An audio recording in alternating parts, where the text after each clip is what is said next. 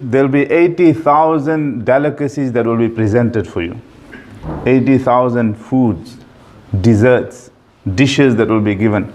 And the Jannati will go through all 80,000 of them, enjoying the different delicacies of Jannah. Coming to the delicacies of Jannah, one of the first meals the Jannatis will be provided with is fish and chips. I'm joking. Fish. Fish will be given to us as a delicacy in Jannah. When the Jannatis will enter into Jannah, their first sight will be upon the rivers of Jannah.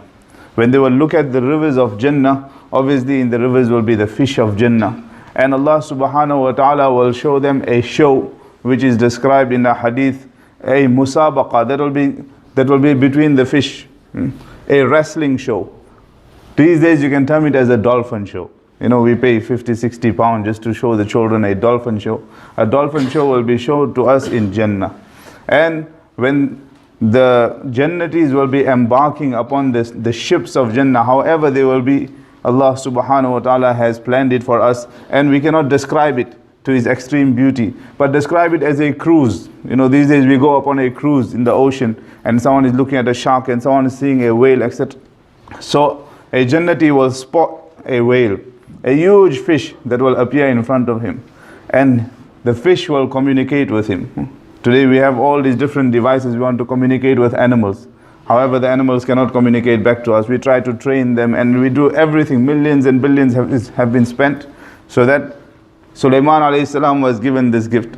Even the winds would listen to Sulaiman alayhi salam. That was the kingdom of Sulaiman alayhi salam. So the kingdom of a Jannati in Jannah will be, he'll be able to communicate with whoever he wants. The fish, the whale will come in front of him that, how do you want me? Do you want me roasted? Do you want me in a kebab shape? Do you want? So he will give his desires. You know, these days we go to a restaurant and we ask for a menu. The menu is long but there's nothing available. Then we just end up having the normal, simple, you know, just give me fish and chips, I'll wrap it up and I'll go. So the fish will be there. And when the food is consumed, now a person might think that 80,000 dishes, how will I be able to consume it? How will I be able to eat it? There's no toilet in Jannah, so you better eat with control. Take it easy. No. You don't have to worry about it. Ulama give an example that just like how our oxygen is weighed in liters. So how many hundreds and thousands of liters we consume every day of oxygen? We're breathing in, we're breathing out.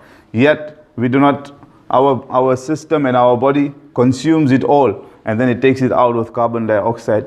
In the same way, Jannatis will eat their food and they will continue eating and they will continue eating and their bodies will be given the ability to digest it all. Just one loud burp, which won't be the burps of this dunya. Don't worry about it. You know, Taraweeh time, someone is burping. When there was mask, it was good.